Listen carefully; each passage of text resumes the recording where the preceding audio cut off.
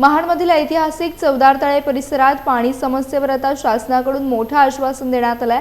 20 मार्च 2027 रोजी होणाऱ्या चवदार तळे सत्याग्रहाच्या शतकपूर्ती निमित्ताने नियोजित 55 कोटी रुपयांच्या विकास कामांच्या पार्श्वभूमीवर मंत्री भरत गोगावले यांनी नागरिकांशी थेट संवाद साधला। या संवादादरम्यान परिसरातील पाणी समस्येबाबत नागरिकांनी मांडलेल्या अडचणींची दखल घेत कोणतीही समस्या निर्माण झाल्यास ती तात्काळ मार्गी लावली जाईल अशी ग्वाही त्यांनी दिली।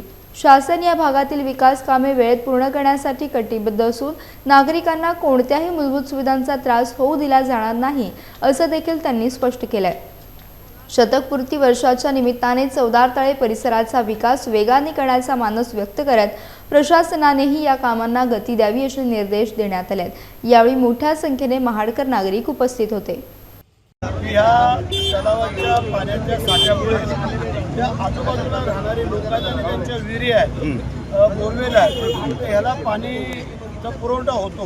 हे पाणी जर आपण पूर्ण काढलं तर मग तिथं आमच्या विहिरी आटतील, बोरवेल आटतील आणि आम्हाला अडचण होतील। म्हणजे पिण्याच्या पाण्यासाठी आपण वेगळं पाणी जे काही देतो परंतु इतर वापरासाठी हे जे पाणी त्यांना विहिरींचं आणि बोरींचं उपयोगी पडतं ते नंतर मिळणार नाही ही त्यांना भीती वाटते।